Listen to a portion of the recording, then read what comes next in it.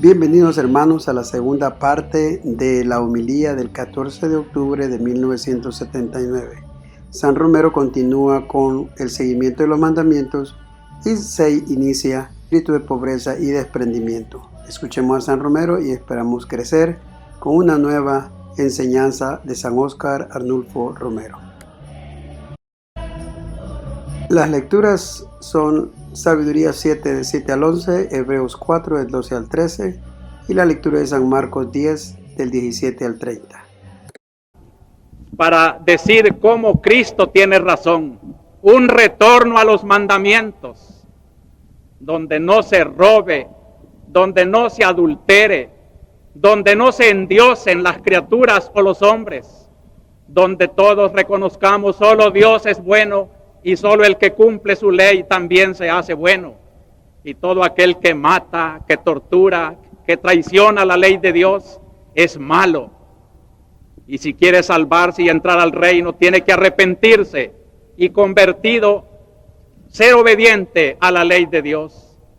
Este es el primer camino, los mandamientos de la ley de Dios. Qué bueno sería aquí, más que predicar, ponernos todos a reflexionar en silencio en qué materia desobedezco a la ley de Dios. Y cuántas causas de maldad quitaríamos de nuestra sociedad si todos los que estamos aquí nos convirtiéramos de nuestras desobediencias a la ley de Dios y saliéramos a hacer ya de aquí en adelante la verdad, la justicia, el amor, todo aquello que nos pide la ley de Dios. Es indispensable, queridos hermanos, y la ley de Dios no es una cosa de supererogación, está en la misma esencia del hombre, a tal punto que no es Dios a quien le interesa que obedezcamos su ley, somos nosotros mismos los que desobedeciendo la ley de Dios nos destruimos. Una sociedad donde en vez de imperar la ley de Dios, el decálogo, los mandamientos, imperan las envidias, los egoísmos, los atropellos, da por resultado lo que estamos viviendo, que no nos quepa duda. El Salvador se ha alejado de Dios y solamente oyendo la respuesta de Cristo al joven podrá encontrar el camino de su salvación. Cumple la ley del Señor. Sigue el pintoresco relato del Evangelio cuando el joven le dice: todo eso lo he cumplido desde pequeño. Y más pintoresco se vuelve el relato cuando Jesús lo miró con cariño. El diálogo de la bondad.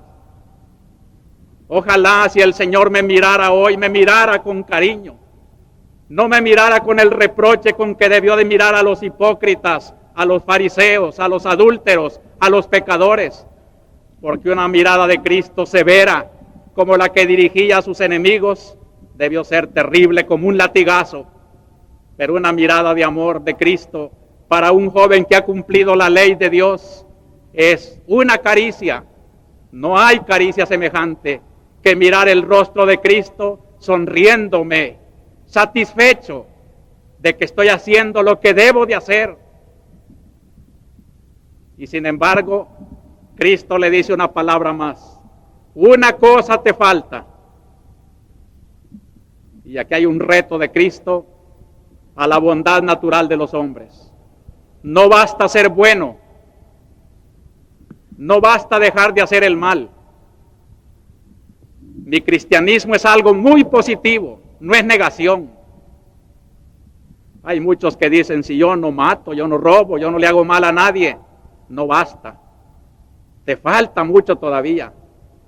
Esta bondad del joven estaba muy manca,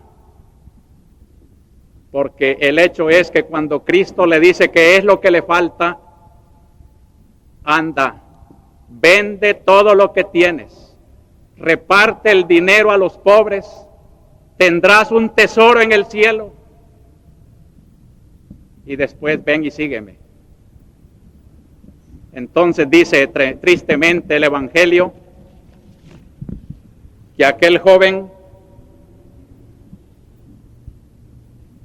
frunció el ceño y se marchó pesaroso porque era muy rico.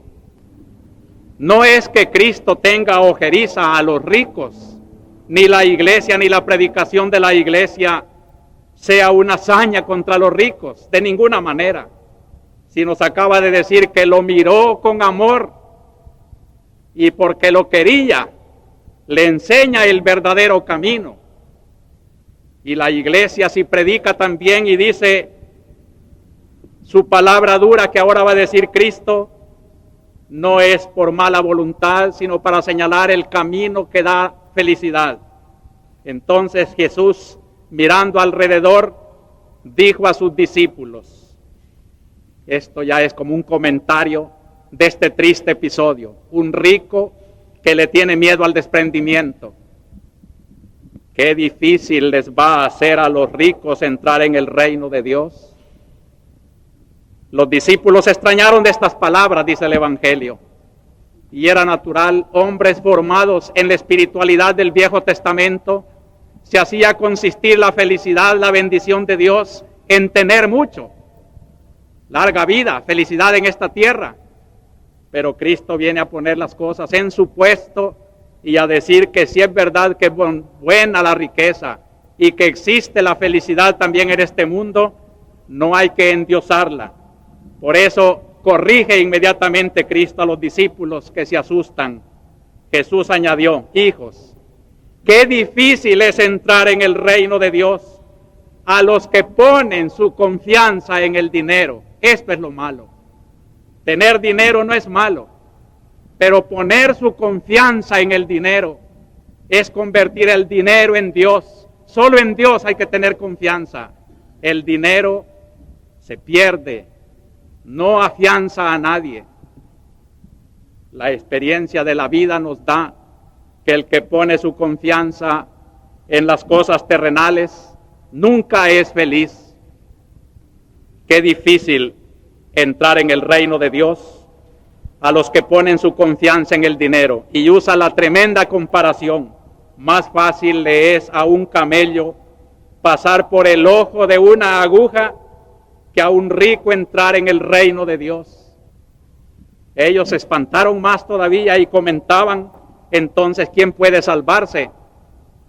Y Jesús se les quedó mirando y les dijo, es imposible para los hombres, no para Dios. Dios puede todo. Con esto está diciendo que puede haber riquezas donde el hombre se convierta a usar las riquezas al servicio del amor, de la justicia, a hacer el bien. Pero este es un milagro. Solo Dios lo puede hacer. Y si de verdad los ricos no pusieran su confianza en el dinero, sino en Dios, y le pidieran la palabra a Dios para usar este dinero, serían santos y harían felices a la tierra. Sigue después un pintoresco diálogo con Pedro, el cual no era rico, un pobre pescador de las orillas del lago, pero siente la libertad del que lo ha dejado todo, porque no es cuestión de tener mucho, tener poco. También los que tienen poco pueden estar tan apegados a sus cosas que no tienen libertad de pobres. Y a este pobre que lo ha dejado lo poco que tenía, le pregunta, ya ves que nosotros lo hemos dejado todo y te hemos seguido. Y Jesús le dice, os aseguro que quien deja casa o hermanos o hermanas o madre o padre o hijos o tierras por mí y por el Evangelio, recibirá en este tiempo 100 veces más y después la vida eterna. O sea que el espíritu de desprendimiento es tan necesario para tener la verdadera libertad. Yo recuerdo, y ayer lo leía con mucho gusto, la primera encíclica del Papa Pablo VI, cuando hablando de la renovación del mundo señala 2 virtudes urgentes. Primero, espíritu de pobreza y después la caridad, el amor. Son las 2 grandes fallas de nuestro tiempo. Y cuando habla del espíritu de pobreza, dice, ¿por qué lo menciono? Porque está tan proclamado en el Santo Evangelio, está tan entrañado en el designio de nuestro destino al reino de Dios, se ve tan en peligro por la valoración de los bienes en la mentalidad moderna, que es tan necesario para hacernos comprender tantas debilidades y ruinas nuestras en el tiempo, y para hacernos también comprender cuál deba ser nuestro tenor de vida y cuál el método mejor para anunciar a las almas la religión de Cristo. Este desprendimiento nos da la verdadera libertad. En ese mismo texto, el Papa dice, ¿por qué el espíritu de pobreza es la verdadera liberación del hombre? La liberación interior producida por el espíritu de pobreza evangélica nos hace más sensibles y más idóneos ya para comprender los fenómenos humanos vinculados a los factores económicos. Nadie puede encontrar la relación que existe entre las desgracias actuales del Salvador y esta avaricia de las clases poderosas como el que tiene espíritu de pobreza. El que no tiene espíritu de pobreza no tiene ojos limpios para mirar que el desprendimiento concede una gran libertad y una gran sensibilidad para los grandes problemas económicos y sociales de El Salvador. También para dar a la riqueza y al progreso el justo y con frecuencia severo aprecio que le conviene. El progreso, la riqueza, tiene que ser juzgado por el criterio cristiano y no siempre tiene que ser el criterio absoluto, como si todo fuera el progreso que deja a tantos en la miseria, mientras unos pocos son los que lo disfrutan. Para dar a la indigencia el interés más solícito y generoso, y también para desear que los bienes económicos no sean fuente de luchas, de egoísmos, de orgullo entre los hombres, sino que estén orientados por vías de justicia, de equidad al bien común y por lo mismo más abundantemente distribuidos. Si el gran origen de nuestros males es la injusticia social, solo el espíritu de pobreza y de desprendimiento nos puede volver a ser felices. Por eso Cristo pues inculca hoy tanto ese espíritu de desprendimiento y de pobreza. Y cuando el último acontecimiento eclesial grandioso de nuestra América, la reunión de Puebla, señala también un camino para encontrar la felicidad de nuestros pueblos, dice con esta palabra de preferencia, opción preferencial por los pobres. No quiere decir que hay que despreciar a los ricos y solamente interesarse por los pobres. Ya he repetido la fórmula de Puebla que me parece maravillosa. Es una invitación a todas las clases sociales, ricos y pobres, a interesarnos como causa propia por el pobre que se identifica con Cristo. Todo lo que hagas a Él, a mí me lo haces. ¿Cuándo llegará ese día, hermanos, en que de veras nos convirtamos como Cristo le dice al joven? No basta que cumpla los mandamientos. Es necesario espíritu de pobreza y de desprendimiento.